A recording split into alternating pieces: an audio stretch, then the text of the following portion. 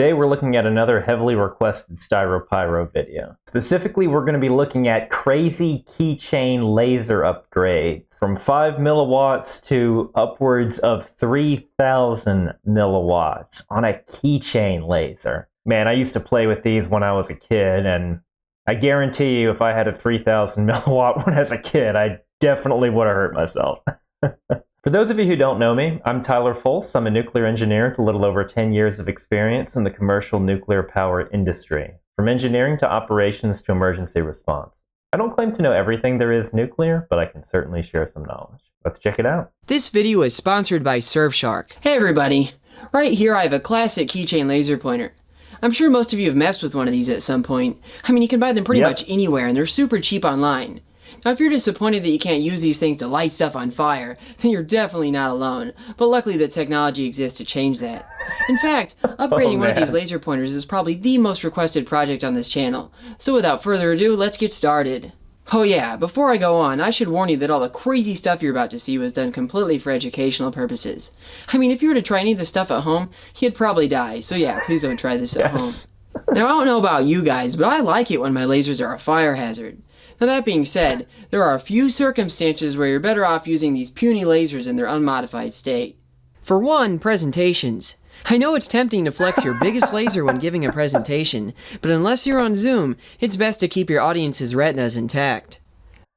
Yes. I've never really liked using laser pointers in those presentations. I mainly found them as somewhat distracting, but I did like the ones with the little coded like happy birthday messages on it and that sort of thing, but Another occasion where a weak pointer is preferred to a death ray is for playing with pets. In fact, a red laser pointer like this is the only laser I recommend for playtime with your little fluff balls. If your laser looks like this, or this, then you definitely shouldn't use it with your pets. That's not to say other colors of light are inherently dangerous. that one was insane. Yeah, you needed the full suit of like laser eye PPE, heat PPE for that. That was insane. But 99 times out of 100, if you buy a laser online that isn't a red keychain, it's going to be well over the safety limit and too much of a danger for your pet. Now there's other interesting stuff you can do with these pointers as well, like experimenting with refraction or diffraction, or testing for nearsightedness, or erasing glow-in-the-dark stuff, and a bunch of other tricks as well. But I'll leave that stuff for other YouTubers, because I just want an insanely powerful laser that'll fit on my keychain. Alright, so how do I make this thing stronger? Without even modifying the internals, I can always just jam in a fourth little button cell. The power increase is pretty small though, and it definitely won't be setting fire to anything. Sure. Since there isn't space to jam in a fifth cell, I'm hooking it up to a bench power supply so I can take the voltage even higher. Alright, I'm starting at the rated voltage so we have a reference here. Break it? So, I think it's actually dead. I didn't even give it more than its rated voltage yet. Well, I am now, but it clearly isn't fixing anything. I went ahead and took apart that laser pointer, and I think I found the problem. I mean, to put it lightly, there are literally children out there that would have done a better job designing this. The driver circuit is literally just a switch and resistor. No filter cap, let alone any sort of current regulation. I think the reason they can get away with this is due to the high internal resistance of these little button cells. That means that it may have actually been my bench supply that killed it, even though the voltage was set correctly.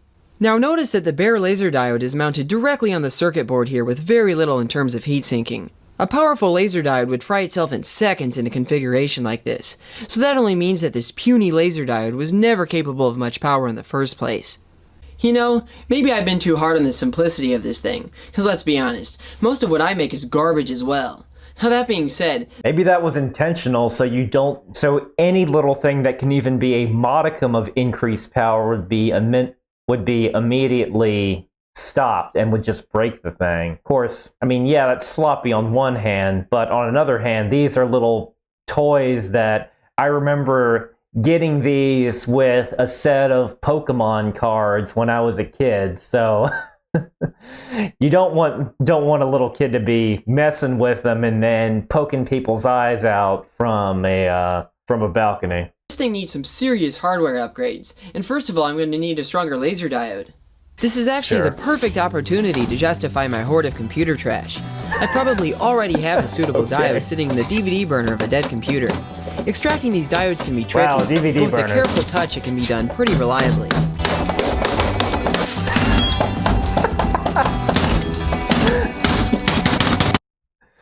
This whole process is just hilarious and insane. I know he's doing this just for show and because people enjoy the hilarity, but it takes a certain type of person to hit like electronic equipment with these sort of things and yet be 100% okay. Even risky stuff like all the scenes that he does with his microwaves. I'll pin a comment down below if you're interested in seeing my reaction to his laser microwave, combining two very dangerous tools for a DIY mad scientist to be working with.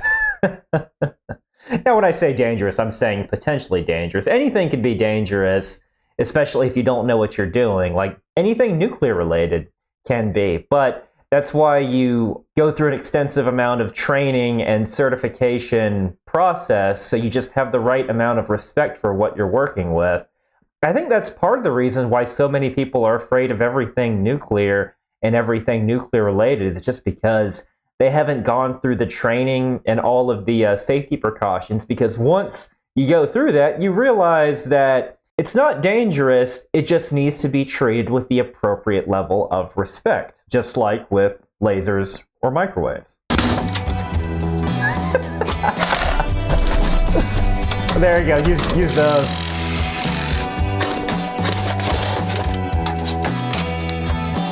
There you go.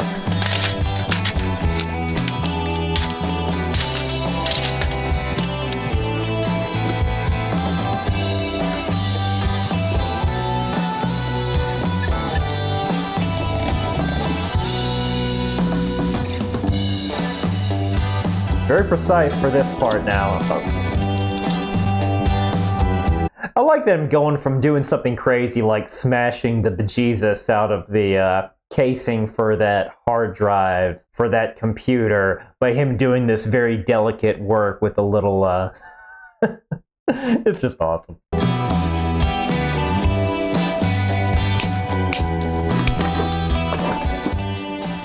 I'd call that a successful harvest. Cool. I don't know if you noticed, but I actually pulled 2 laser diodes out of that DVD burner, and I'm running them off of the computer's power supply. This one was used for writing DVDs, and this one was used for writing CDs. Now don't let the dim output on this one fool you. This laser is actually very dangerous. Things look quite a bit different on an IR camera, take your match. And you can see just how much IR light this laser is producing. Cool. Now this is actually kind of scary, since if someone pulled this diode as opposed to the DVD diode and didn't know any better, they might think it's just a broken red laser due to the dim beam, but in reality it's actually an extremely dangerous near-IR laser. I always find it entertaining to stick my hand in the beam of a near-IR laser like this. That's the thing, when you're dealing with light sources you're not familiar with, it could be a sign of it's just not always what it seems, because yes, red is right next to infrared on the electromagnetic radiation spectrum. Yes, these are sources of radiation, just different from ionizing radiation. Kind of like the classic blue Cherenkov glow. It could just be a pretty light, but what's actually happening is you're having particles travel faster than light, though granted faster than light through water. You can also have little blue glows just from ionizing events, ionizations of the air. There have been some numerous criticality or orphan source type. You see that with crazy criticality experiments, such as like the Demon Core accident, where usually when you see those sort of glows, that's not a good thing. Do not approach strange glowy things. That's I know I've pointed that out a few times on this channel, but all the more reason not to. So it's not just the blue ones. Apparently some red ones can be dangerous as well. The wavelength of light is poorly absorbed by flesh, so most of the light makes it through my hand, and it lights up my veins while doing so. In fact, I've been hit by a laser of the same wavelength but 1,000 times stronger without even getting burned. Of course, the real danger from lasers isn't skin burns, it's taking a reflection and going blind forever. Yeah. The red laser from the DVD burner is not only considerably brighter, but it's also a few times more powerful than the CD laser. So obviously this is the diode that will be going in the keychain laser. Ionizing radiation is the opposite direction of this, going from red to infrared. It's going to be on the violet past ultraviolet and into X-rays. Now, X-rays and gamma rays, that'll be the ones that can not only burn you but also cause ionizations, which can damage your cells and could give you an increased risk of cancer and acute radiation poisoning. That's where all that horrible stuff comes from, in high doses. And in high doses when the radiation doesn't simply just pass straight through you. Because you get hit by these sort of radiations all the time. A lot of it from space, some of it just from Earth, because just within rocks such as granite is a source of radiation. Radon exists throughout the Earth's crust, so you're going to get them both from the ground and from space. But most of the time, it's just not in doses that are really relevant. That's why there's a term called background radiation, because you get ionizing radiation just by virtue of living on Earth. Top it off, these lasers can do some tricks that you can't even pull off with stronger blue laser diodes. Check that out. This is because these DVD lasers have excellent beam quality compared to most hobby burning lasers. I'll go more into this later, but the improved beam quality is even suitable for building an optical trap. Smoke a Sharpie. When I stick this marker in the focal point of the laser beam, pieces of it burn off as expected. However, some of those particles actually get trapped there, and they'll stay there indefinitely if the air is still. Look if you hate yourself that enough, is so cool. I suggest checking out my video on this Nobel Prize-winning phenomenon. Oh, yes. Gotta love it. Good old electromagnetic fields with div, grad, curl, and all that. Those fun mathematical formulas. Alright, that's enough screwing around. It's time to jam this in a laser pointer. These pointers are just press-fit together, so it isn't too difficult to get them apart. I obviously don't need the original laser diode since it's dead, but I do need the driver board it's on. Okay. Unlike the original driver, I need something with current regulation so the diode doesn't just fry itself the second it's turned on. Now luckily I don't have to design anything fancy, and that's because I have these. This is the AMC7135, an LED driver IC that used to be very popular among hobbyists for driving DVD lasers. I want to thank Ice Cruncher from the laser forums for reminding me of these things, because I actually have some of these chips left over after buying some 13 years ago. Along with a filter capacitor, these make a simple and compact way of driving a DVD laser. Look how nice and small the original these things switchboard are. gives power to the new driver here, and the circuit is completed through the conductive casing. Now what about batteries? The short circuit current on these button cells is pathetically low, so clearly I need something a bit better. Thankfully I bought some 10180 cells specifically for this project. It turns out that these are actually the cutest batteries I've ever used on this channel. Alright, here goes nothing. Okay, that's pretty cool. Okay. Quite the upgrade compared to the original one, that's for sure. That's a serious light. Not gonna lie, this thing's absurd. Yeah. I mean, it feels like a need your toy, goggles. but it's actually extremely dangerous. Most importantly, though, it can burn stuff, and that's what matters the most. Let's test that out by lighting a couple matches. Nice. Some balloons.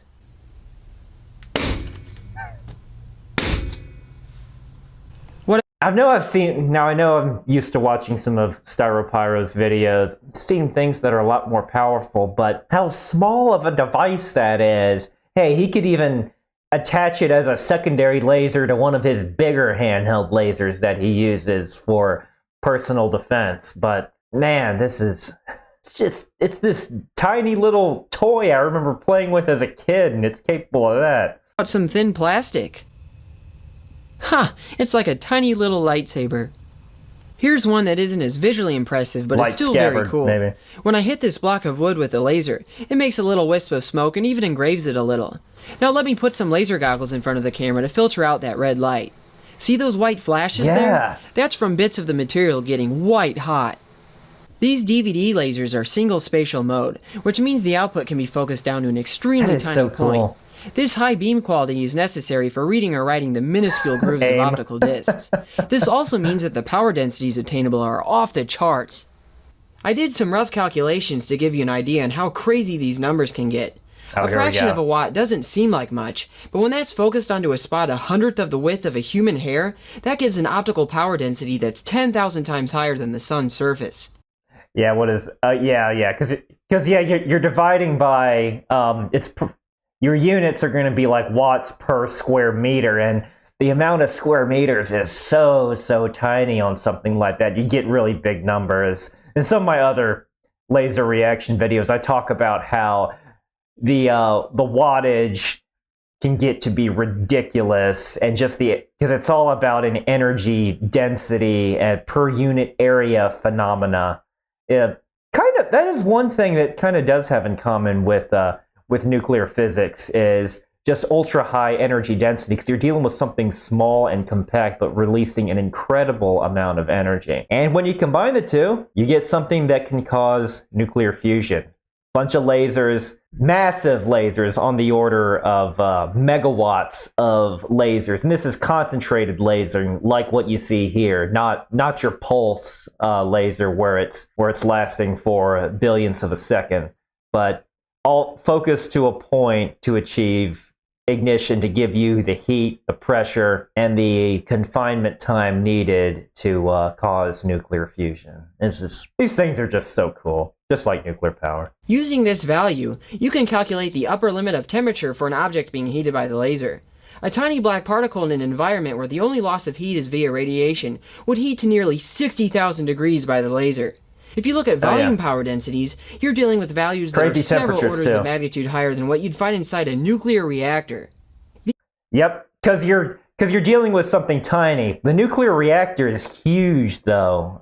The core at the plant that I worked at, 14 feet deep fuel assemblies that are with each little squares of 1 foot, and there's 193 of these things, and producing massive amounts of energy. So that's how you can get crazy high numbers, because it's teeny tiny focused area. Crazy numbers give some insight into why a device with relatively low output power can burn stuff. Yep. Or more importantly, why they're an extreme eye hazard. I mean, you can see right here why a direct hit from the laser is like staring into a million suns. Yeah, what's we got here? It's on the order of like a few... I remember in like eye safety classes, it's on the order of a few thousand joules per square centimeters, something like that. And that's causing damage to the retinas. So yeah, when he's got units of watts, so a watt is 1 joule per second per square meters. Granted, square meters to square... Now to convert from square meters to... convert from a unit of per meters squared to per centimeters squared, you're dividing by 10,000, but that's still gonna be far more of what that threshold would take at just 1 second. So fraction of a second, it's gonna permanently damage your eyes. For those calculations, I just used ballpark estimates for the total output power, but I can actually measure it directly with my Pronto laser power meter by Gentech EO. Okay, so around 200 milliwatts or so.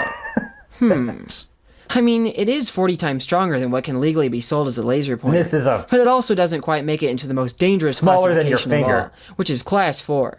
I'm gonna have to do better than this.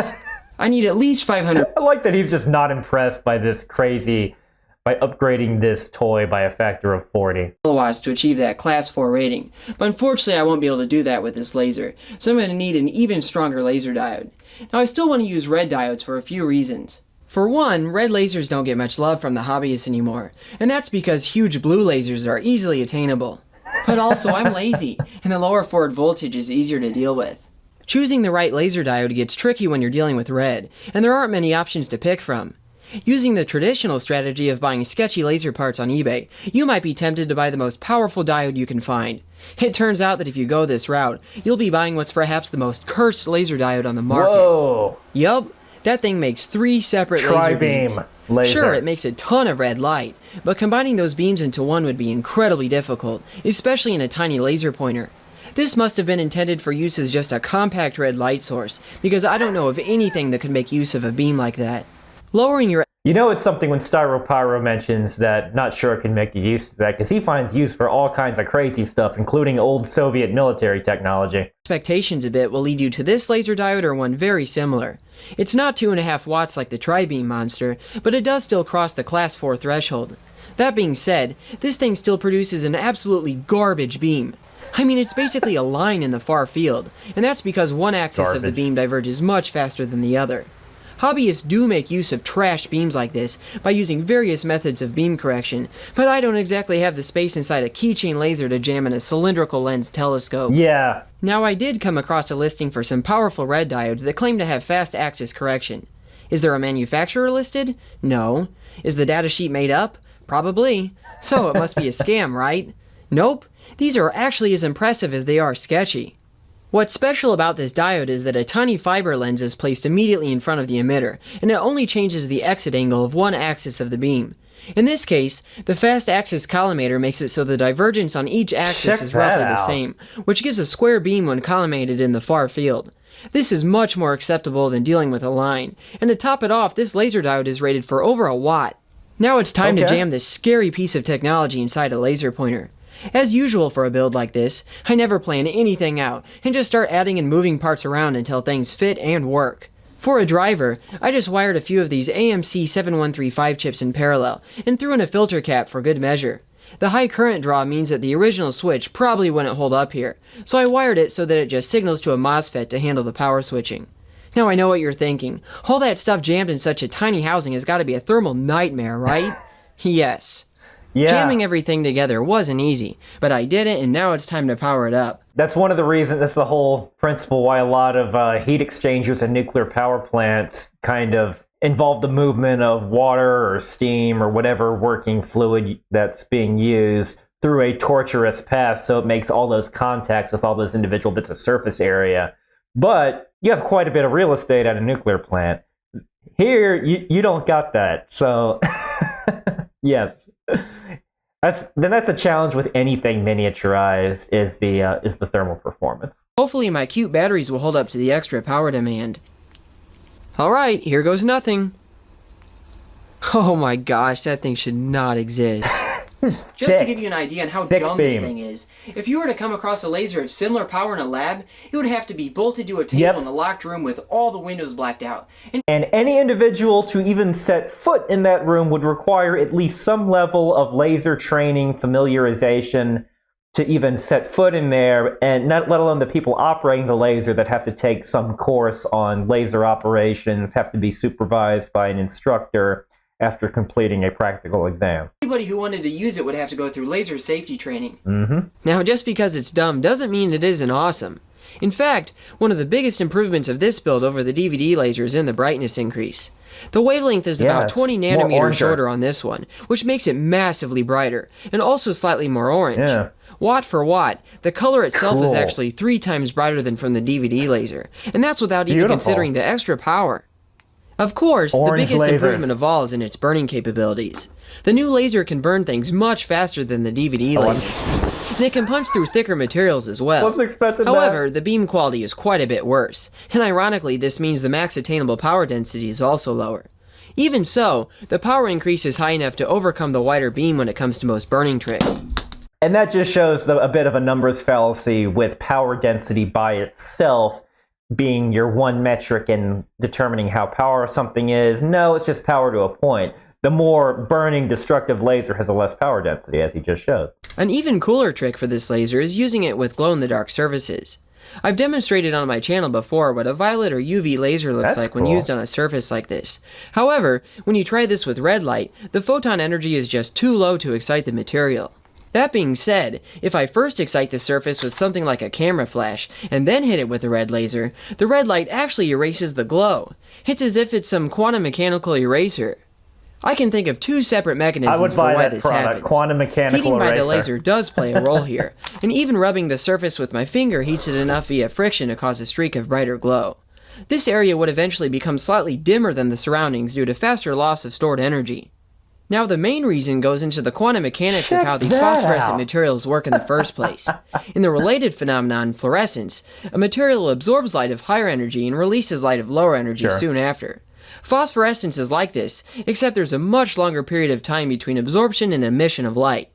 This is because the light releasing step is actually a forbidden transition. That is that the quantum mechanical selection rules forbid the transition from happening under usual approximations. However, effects from things like heat and other weak interactions allow the probability of relaxation to go slightly above 0, which allows the material to slowly release light over minutes or hours. The red light may be too weak to directly excite the material, but the photons do have enough energy to further excite the already excited material. This promotes electrons to energy levels where energy release is allowed, and thus you get a short, bright release of light where the laser hits, followed by no more light emission as the material there is depleted of energy. That's interesting. So electrons in energy states, it's kind of analogous to radioactive decay, how you have things decay into something that is stabler, but not necessarily stable, and that it's still radioactive. It just, like, the half-life is longer. And then over a long time, so if you use something like uranium as an example, it will eventually go to lead, which over the course of many, many billions of years. Some of these chains are a lot shorter and can have something done over the order of just a few years or even a few days from where it progresses through all of its states to its final non-radioactive state. But it's cool that it transfers from this metastable, excited electron energy level, and then it can kind of slowly go back down. It's really cool how a lot of things are quite similar. Alright, so one thing I've yet to do is measure the output power of this little laser. Let's see what we have here. Okay, about 800 milliwatts or so. Well, the batteries must be sagging a bit, but at least it's well into the Class 4 territory. When it comes to handheld lasers, I like setting records, even if that means chasing some obscure measure that others have yet to try competing in. Earlier this year I showed you the most powerful CW handheld laser in the world, and a couple years ago I showed you the brightest handheld laser for its size. The record I was going for in this video was the highest power to weight ratio in a handheld laser. Ooh, now my laser should win this hands down, right? Well, it turns out a 15-year-old in Greece named Giannis has already built something better. My laser has a power to mass ratio of a little over 50 milliwatts per gram. His laser weighs more, but it's also much more powerful, giving a ratio of roughly 60 milliwatts per gram. That's right, a literal child beat me at my own game, and I made up the rules. Even more impressive is that he designed the high current, high efficiency driver that makes his build possible. I can't just finish this video without at least beating the record, so thanks to this kid, now I have to build something really ridiculous. For starters, I'm going to have to abandon red laser diodes in exchange for more powerful blue ones. There's a reason most of my reckless laser projects use blue lasers, and that's because the diodes are available in higher powers than any other visible wavelength.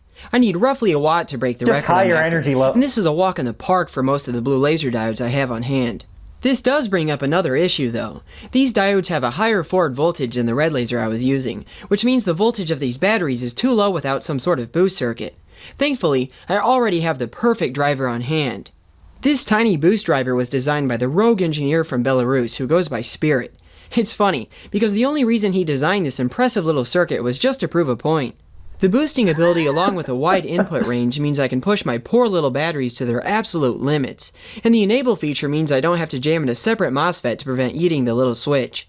Not surprisingly, the driver works great with a 1-watt blue laser diode, and jamming all that stuff in the pointer housing went easier than expected. Now that is what I call a reckless testament to modern technology. Whoa. A laser this size definitely shouldn't be that bright, and it definitely shouldn't be so good at lighting things on fire either. Most materials tend to absorb blue light stronger than red light, so even at similar power levels, more purple. blue lasers tend to be better at burning things. Now for the million-dollar question. Does it break the record? The laser weighs only 13.5 grams, which means I only need a little over 800 milliwatts to break the record. Here goes nothing. Wait, what? Are you kidding me? The problem here isn't with the driver, as the laser outputs the expected power when hooked to my bench supply. I think I've just finally hit the limit here with these little batteries. I guess at this point I just have to concede defeat. I'm just kidding. It's time to build an abomination. Enter the supercapacitor. With properties somewhere between a battery and a capacitor, these can provide higher current than my batteries with the drawback of lower energy storage. A single one of these would easily operate the blue keychain laser, but if I'm going to go this route, I might as well knock that record out of the park. I know supercapacitors, we've also used them at the nuclear plant in some applications for an uninterruptible power supply.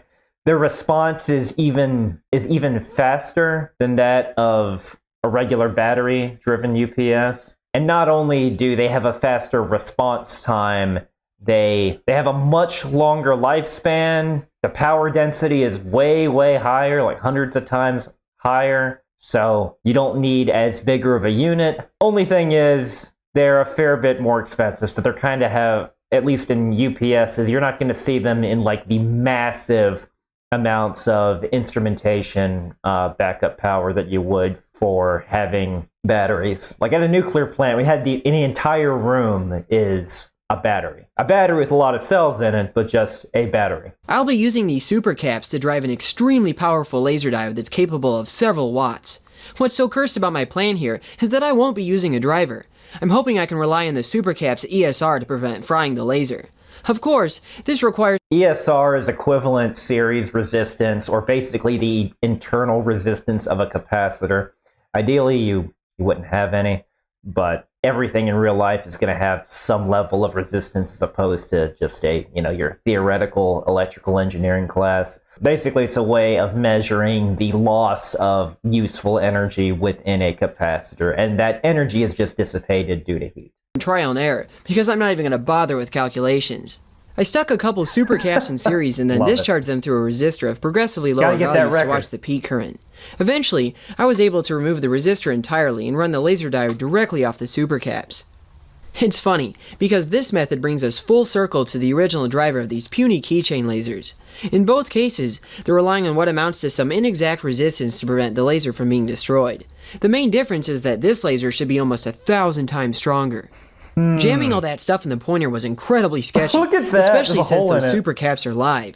The supercaps are in there for good, so I had to add this ugly port on the side for recharging it when it dies after 30 seconds of use. Kids, this is why you go to engineering school, so you don't build absolute garbage like this. Well, the thing is, most engineers can't speak for everyone, but I can speak for myself. I wouldn't dream of doing something like this, and I couldn't even if I wanted to. It's a completely different skill set. Doing something with design versus even just construction, fabrication, that sort of thing. I mean, there are some that do both, but I'm not one of those people. I really hope this thing doesn't explode. Holy that thing's bright. Yup, that is definitely the worst thing I've ever made. Dude. So, does it break the record? The laser weighs a little under 17 grams, which means I need a hair over a watt to achieve this. The moment of truth. Wow, look at that! Over 3 watts! Yeah, it's dropped. So they didn't do calculations, just bust it by a factor of 3. Gotta love Styropyro. Pretty fast now, but still holding over a watt. That is one scary keychain laser. It is. And I'm both proud and embarrassed to share it with you guys. Good lord. This would be an awesome opportunity for a giveaway, since I really don't know what to do with all these lasers. Don't give this away. Unfortunately, I would go to jail if I did this. So that means I have to do the next best thing, and light a ton of stuff on fire.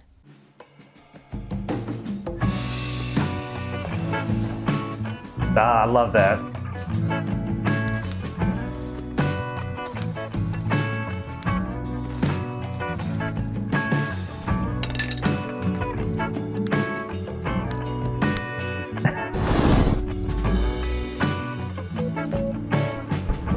Molotov.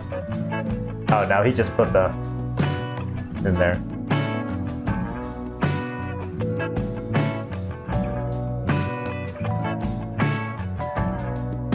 This is relaxing.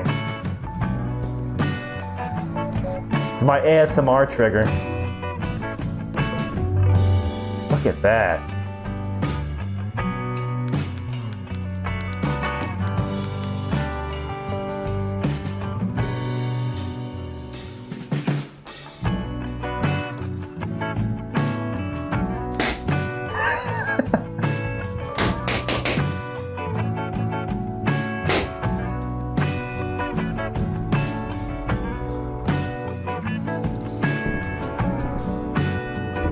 Whoa.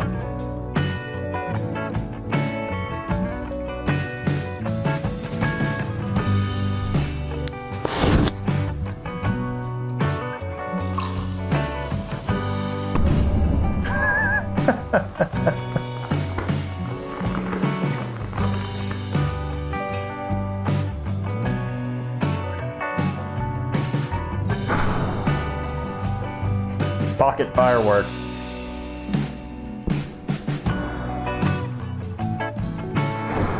Pretty. Crazy rolling shutter effect. Whoa, okay.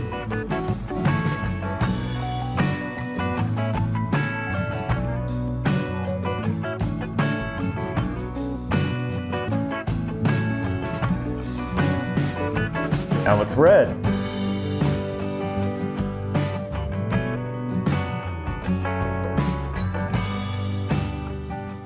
Well, that's about all I have for you today. So until the next That time, was stay so safe and happy relaxing. lasing. That ending was so relaxing. It's crazy. Now he's got his secondary weapon for his crazy handhold. His most powerful handheld laser now has a secondary backup laser. This guy is crazy and awesome. Crazy awesome. Thanks so much for the recommendations of all these crazy laser videos. And thank you to Styropyro for sharing it with everyone here on the internet, including myself. Thank you very much. Thanks so much for watching. I'll see you next time.